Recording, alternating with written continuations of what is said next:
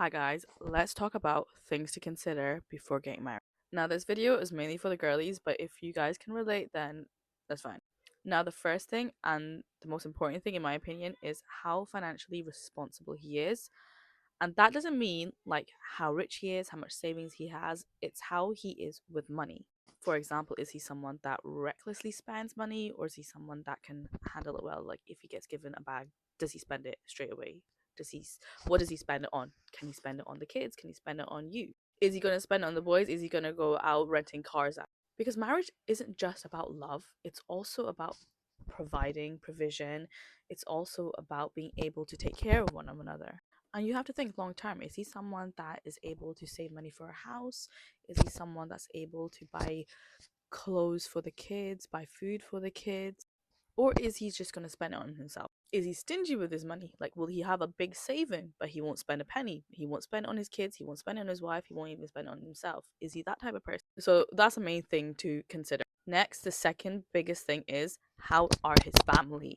Now, I say this is the second biggest thing because marriage isn't just about two people. If you think about it realistically, it's not just about two people, it's also about the extended family as well. When you have kids, is his family someone that you want your kids to be around? Is his family someone that wants to be around you? You have to think about that. Are his family nice people? Are they, you know, an example I will use is my family. So my family, we are so close, super close with each other. We welcome everyone in. Like, my husband's welcomed in, my sister's husband's all welcomed in.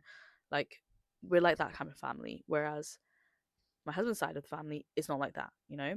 And it's just a bit of an issue when it comes to kids and when it comes to celebrations like Eid, birthdays, parties, things like that. Because you want to spend it with the family, but if that family doesn't necessarily want to spend it with you, doesn't necessarily like you, then you know it's not that great.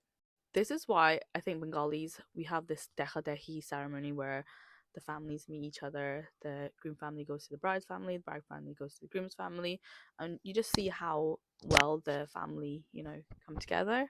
Now, the third thing is the hierarchy, the sibling hierarchy. So, where does he fall in the hierarchy? So, if you just, for example, if you're the eldest daughter, is he the eldest son? Is he the youngest son? Because that plays a big part into someone's personality. For example, the eldest sibling, they tend to be like the mother father type. They tend to provide. They tend to be the more nourishing one. They tend to be the provider in that sense. Whereas the youngest one, and not necessarily every single younger sibling, but they tend to be more love, more spoil, more, dependent on other people. So if you take the eldest daughter with the youngest son, it doesn't match up because you'll have the eldest daughter who's, you know, used to being the one at the top where the youngest son isn't. The youngest son is dependent on other people. The younger son doesn't necessarily have their elder sibling characteristic. But that's not always the case. Everyone is different. Okay, the next thing is, how paternal is he? How is he with kids? Is he someone that is going to help you during your pregnancy, during labor? Is he going to be there for your labor? How is he going to be with the kids once you give birth? Is he going to be someone that will help you change nappies, help you make milk, look after the kids when you need to do something, when you need to go for a shower? That all plays a part. Because there's some people out there that thinks, okay, yeah, we'll get married, we'll have kids, but then that responsibility of taking care of the kids is going to lie solely on the mother. And that shouldn't be the case because it takes two people to have children, and that taking care of them, that whole responsibility should be on both of the parents. So that is another factor um, on choosing on a potential partner for when you get married, because if you want to have kids, that plays a big part of it. Now, guys, that's all the things I can think on top of my head. So if there's any more, then just let me know.